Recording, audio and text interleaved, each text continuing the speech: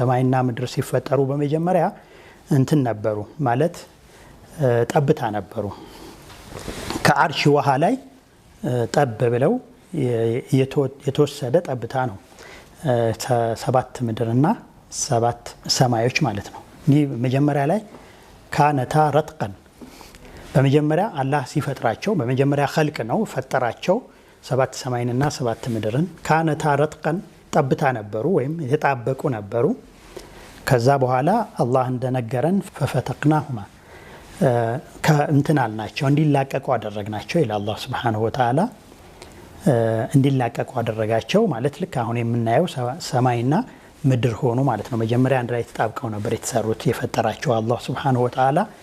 ከዛ ደግሞ ያው ፈለቅ አደረጋቸው። በመጀመሪያ ኸለቀ ወረተቀ ወፈተቀ ወፈለቀ ማለት ነው። ከዛ ውስጣቸው ያሉ ሌሎችም እንግዲህ ብርሃን ጨለማ እንዲሁ እነዚህን ነገሮች ደግሞ አላህ ሱብሓነሁ ወተዓላ አካተተባቸው ማለት ነው። ስለዚህ 7 ሰማዮችንና ምድርን አላህ በሚፈጥርበት ጊዜ ደግሞ በ6 ቀናቶች ነው የፈጠራቸው። በመጀመሪያ ምድርን ነው የፈጠረው። ከዛ ከነበረው ጠብታ ከአረፋቱ ምድርን ፈጠረ አላህ ሱብሓነሁ ወተዓላ። ከዛ ደግሞ ከተነነው ጭሱ ከዛ ከውሃ ላይ ከተነነው ጭሱ ደግሞ ሰማይን ፈጠረ ማለት ነው አላህ ሱብሓነሁ ወተዓላ። ያው ሰማይና ምድር ከዛ በኋላ ውስጡ ያሉት ነገሮች በአጠቃላይ በ6 ቀናት ውስጥ ተፈጠሩ ማለት ነው። በ6 ቀናት ውስጥ ሲባል ግን 6 ቀናቶች እኛ እንደምንቆጥረው ላይሆን ይችላል። ምክንያቱም በዛን ሰዓት ያው እኛ የምንቆጥረው ቀን መሬት በራሷ ላይ በምትሽከረከረውና በፀሐይ ዙሪያ በምታደርገው እንቅስቃሴ ነው ያው ቀናቶች ብለን የምንቆጥረው። በራሷ ላይ የምታደርገው ዙሪት አንድ ቀን ብለን እንጠራዋለን እና በዛን ሰዓት ግን መሬት አልተፈጠረችም እና ስለዚህ አቆጣጠሩ ራሱ ከዚህ የተለየ ሊሆን ይችላል። በርካታ ዓመታትም ሊሆን ይችላል ወይም ከዛ በዚህኛው አቆጣጠርም ሊሆን ይችላል። እሱን አላህ ሱብሓነሁ ወተዓላ የሚያውቀው ሆኖ ነገር ግን በ6 ቀናቶች ውስጥ አላህ ሱብሓነሁ ወተዓላ 7 ሰማያቶችንና 7 ምድሮችን ውስጡ ካለው ነገር ጋር ፈጠራቸው። ያው ውስጡ ያለው የሚባሉት ያው መሬት ውስጥ ያሉ ብዙ ማዕድናት፣ ውሃዎች፣ እንዲሁ አዝዕርቱ የመሳሰሉትን እነዚህን እንግዲህ አላህ ሱብሓነሁ ወተዓላ በመጀመሪያው ቀናቶች የፈጠራቸው ፍጥሮች ሲሆኑ ከምድር ቀጥሎ ሰማይ ላይ ደግሞ ሲባል ፀሐይ አለ፣ ጨረቃ አለ፣ ሌሎች ከዋክብቶች አሉ። እነዚህን የተለያዩ ፈለኮችንና የተለያዩ ደግሞ እንትኖችን ፈጠራቸው ማለት ነው አላህ ሱብሓነሁ ወተዓላ።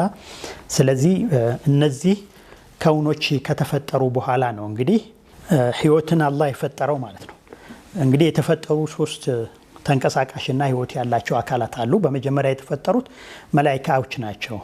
አላህ ሱብሓነሁ ወተዓላ መላኢካዎችን ከአርሽ ላይ ከተወሰደ ብርሃን ሲፈጥራቸው እነዚህ መላኢካዎች ባህሪያቶቻቸው ደግሞ ያዘዛቸውን ይፈጽማሉ፣ የከለከላቸውን ይከለከላሉ። አበቃ። እነዚህ ምንም ምርጫ የላቸውም። እንግዲህ አላህ ሱብሓነሁ ወተዓላ እነዚህን ሁሉ በሚፈጥርበት ጊዜ 2 አይነት አፈጣጠር አለው ማለት አምር አለው ማለት ነው። አላህ ኢራዳ አለው፣ አምር አለው። አምር ወይም ትእዛዙ 2 ነገሮች ናቸው። በ2 መልኩ ነው። አንደኛው ከውኑን ሁን ብሎ የሚፈጥርበት ትእዛዙ ሲሆን ለምሳሌ አሁን የገለጽናቸውን 7ቱን ሰማያት፣ አርሽን የመሳሰሉትን እነዚህን ሁን ብሎ የፈጠረበት አፈጣጠር ነው። ሌሎችም ህይወት ያላቸውም ለምሳሌ እንደ መላኢካ አይነቶቹንም እንደዚሁ በትእዛዛዊ በሆነ መልኩ የፈጠራቸው ናቸው። ማለት ምርጫ የላቸውም ወይም ከተፈጠሩ በኋላ ራሱ የተሰጣቸው ምርጫ የለም። ሁለተኛው ደግሞ እንትን ነው አምረት ተሽሪዕ የሚባለው ነው። የሸሪዓ ትእዛዝ የሚባለው ነው። ይሄ ደግሞ ለሚቀጥሉት ትውልዶች ማለት ለጅንና ቀጥለው ለሚፈጠሩት ሰዎች ለሰው ልጅ የታዘዘ ትእዛዝ ነው ማለት ነው። ለምን? ምርጫ ስለነበራቸው አቅል አላቸው። ስለዚህ መርጠው ነው የአላህን ትእዛዝ የሚፈጽሙት ማለት ነው። ያለመፈጸምም የመፈጸምም እንትኑ ተሰጥቷቸዋል፣ ምርጫው ተሰጥቷቸዋል። ስለዚህ በዚህ በተሰጣቸው ምርጫ መሰረት ግማሾቹ አይፈጽሙትም፣ ግማሾቹ ይፈጽማሉ። የፈጸሙት ይሸለማሉ፣ ያልፈጸሙት ይቀጣሉ። እና በዚህ መልኩ ነው የአላህ ሱብሓነሁ ወተዓላ ትእዛዙ እንትን ያለው ማለት ነው። ስለዚህ መላኢካን ደግሞ ከዚህ ውጭ አድርጎ ልክ እንደ ከውኑ በትእዛዙ ብቻ የተፈጠሩ ማለት ምርጫ የሌላቸው ግን ያዘዛቸውን የሚፈጽሙ የከለከላቸውን የሚከለከሉ ብቻ ሆነው ከብርሃን ፈጠራቸው። ስለዚህ ወንጀል አይሰሩም ያዘዛቸውን ስለሚፈጽሙ ማለት ነው። እንትኖች ናቸው ማለት ጾታ የላቸውም፣ አይወልዱም፣ አይዋለዱም፣ አይራቡም ማለት ነው። በራሳቸው አይመገቡም። መላኢካዎች የተለዩ ባህሪያቶች እነዚህ ናቸው ከሌላው የሚለያቸው። ሌላው ደግሞ ለሰው ልጅ አይታዩም፣ ረቂቅ ፍጥሮች ናቸው።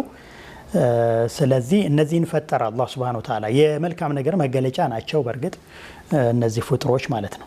ከዚያ ደግሞ ከነዚህ ከተፈጠሩ በኋላ ጅኖችን አላህ ፈጠረ። ጅኖች ያው ቅድም እንዳልነው ትእዛዝ የሚታዘዙ የታዘዙትን ግን የመፈጸምም ያለመፈጸምም ምርጫ የተሰጣቸው ፍጥሮች ናቸው ልክ እንደ ሰው።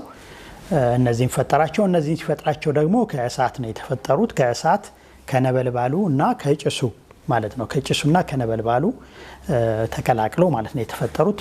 ያው ጂኖችን ከእሳት ነበልባል ጭሱ የተፈጠሩ ናቸው ብሎ እንደነገረን ሚናር ይሰሙም ብሎ እንደነገረን አላህ Subhanahu Wa Ta'ala ማለት ነው። እነዚህ እንግዲህ ኸልቆች ወይም አላህ ፍጥራን አላህ Subhanahu Wa Ta'ala የሚታዘዙ አላህ Subhanahu Wa Ta'ala ደግሞ የማይታዘዙ ይኖሯቸዋል ከውስጣቸው ማለት ነው። እንግዲህ አላህን የታዘዙ አሉ። አላህን የታዘዙት ጥሩ ቦታ ላይ ይደርሳሉ። አላህን ያልታዘዙት ደግሞ ያው የተዘጋጀላቸው ቅጣት አለ ማለት ነው። እነዚህ ፍጥሮች እንግዲህ እነዚህ ፍጥሮች ከተፈጠሩ ከ2000 ዓመት በኋላ ነው የሰው ልጅ ደግሞ የተፈጠረው ማለት ነው። እንግዲህ በዚህ መካከል የሰው ልጅ እና በጅኖች መካከል በርካታ ዓመታቶችን ካለፈ በኋላ ነው እና የሰው ልጅ በሚፈጠርበት ጊዜ ከመፈጠሩ በፊት መላእክቶች ጋር ሆኖ አላህ Subhanahu Wa Ta'ala ኢኒ ጃኢሉን ፊል አርዲ ኸሊፋ ብሎ ተናግሯል። ሰዎች ሳይፈጠሩ ማለት ነው። መላእክቶችን ከመላእክቶች ጋር ሆኖ አላህ ለመላእክቶች አነግሯቸዋል። ኢኒ ጃኢሉን ፊል አርዲ ኸሊፋ። ይሄን ሲነግራቸው አላህ ለነሱ ሪፖርት ማቅረብ የለበትም ወይም ደግሞ ከምንም አንፃር አይደለም፣ ያው ከመንገር አንፃር ነው እንዲያውቁት ለማድረግ ነው እንጂ አላህ Subhanahu Wa Ta'ala ምክር ፈልጎ ወይም አስተያየት እንዲሰጡት አይደለም። ግን አላህ Subhanahu Wa Ta'ala ይሄ በሱና በመላእክቶች መካከል የተደረገውን ለኛ ብዙ የሚያስተምረን ነገር ስላለ ያን ለማድረግ አላህ Subhanahu Wa Ta'ala ኢኒ ጃኢሉን ፊል አርዲ ኸሊፋ አላቸው። እኔ በምድር ላይ ምትክን ማድረግ እፈልጋለሁኝ አላቸው። በምድር ላይ ምትክን ማድረግ እፈልጋለሁ ሲላቸው መላእክቶች ከነበራቸው ካሁን በፊት ከአላህ ከነገራቸው ካሁን በፊት ከተጨባጩ ካዩት አንፃር ውስጣቸው የተሰማቸውን ነገር ለአላህ ገለጹ። አተጃሉ ፊሃ መን ዩፍሲዱ ፊሃ ወየስፊኩ ዲማአ ወነሕኑ ኑሰቢሑ ቢሐምዲከ ወኑቀዲሱ ለክ ቃለ ኢኒ አዕለሙ ማ ላ ተዕለሙን። አላህ Subhanahu Wa Ta'ala እንትን ሰጣቸው። ይሄ የነሱ አገላለጽ ነበር መጀመሪያ ላይ በምድር ላይ ምድርን የሚበክል የሚያውክ ደሞችን የሚያፈሰውን ልትፈጥር ብለው እነሱ የተሰማቸውን ነገር ገለጹ። ያው በአላህና በመላእክቶች መካከል የተደረገው ምክክር ወይም ውይይት ሊባል አይችልም። ምክንያቱም መላእክቶች የታዘዙትን የሚታዘዙ የተከለከሉትን የሚከለከሉ ትእዛዝ ተቀባይና ክልክላትን የሚከለከሉ ፍጥሮች ስለሆኑ እነሱ አላህን የሚቃወሙበት ወይም ደግሞ የአላህን ቃል ታቂብ የሚያደርጉበት ምንም ማዕረግ የላቸውምና ግን አላህ Subhanahu Wa Ta'ala ያው ያቀረበውን ነገር እነሱ የተሰማቸውን ነገር ገለጹ። ይሄን ያደረጉት ለኢስቲፍሳር ወይም ማብራሪያ ለመጠየቅ አላህ በደንብ እንዲረዱት ለማድረግ ነው። አላህ Subhanahu Wa Ta'ala ይሄንን በሚጠይቁበት ጊዜ በምድር ላይ የሚያውከን በምድር ላይ ደግሞ ደሞች የሚያፈሱትን ተፈጥራለህን ብለው ባሉት ጊዜ ኢኒ አዕለሙ ማ ላ ተዕለሙን እኔ እናንተ የማትረዱትን ወይም የማታውቁትን አውቃለሁኝ ብሎ መለሰላቸው አላህ Subhanahu Wa Ta'ala።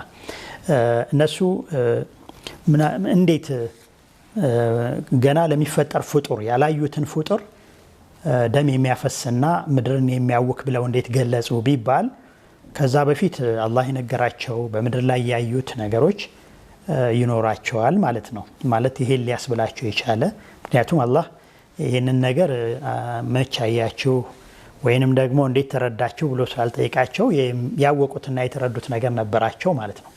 ስለዚህ በዛ መልኩ አላህ ኢኒ አዕለሙ ማ ላ ተዕለሙን ብሎ ነገራቸው ማለት ነው አላህ Subhanahu Wa Ta'ala። ስለዚህ በዚህ ይሄን በተባለው መሰረት ነው። አላህ ሱብሓነሁ ወተዓላ እንግዲህ በምድር ላይ የሰው ልጅን የፈጠረው ማለት ነው። የሰው ልጅን እንዲፈጠር ከመላእክቶች ጋር ያወራው እንግዲህ በምድር ላይ የሚለው ነገር እዚህ ጋር ሊረሳ አይገባም። የሰው ልጅ የትክክለኛ መኖሪያ የመጀመሪያውኑ ተዘጋጅቶ የተፈጠረው ምድር ነው ማለት ነው። አላህ ምድርና ሰማይን ሲፈጥር ያው የሰው ልጅ ይኖርበታል ተብሎ የተፈጠረ ቦታ ነው ማለት ነው። ምንም እንኳን ከሰው ልጅ በፊት ጅኖች ኖረውበታል ቢባልም የሰው ልጅ ትክክለኛ የምድር ትክክለኛ መኖሪያ ግን ነዋሪ ግን የሰው ልጅ ነው ማለት ነው። እንግዲህ የሰው ልጅ በምድር ከመፈጠሩ በፊት ጅኖች ነበሩ።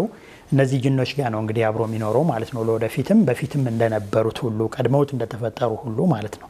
ኢንሻአላህ ይህንን እንደዚህ ከተረዳን ዘንዳ የአደምን አፈጣጠር በሚቀጥለው የአደምን አፈጣጠር በሚቀጥለው ፕሮግራም ለማየት እንሞክራለን። ለዛሬ ያለን ሐለቃ እስከዚህ ድረስ ያቆማል።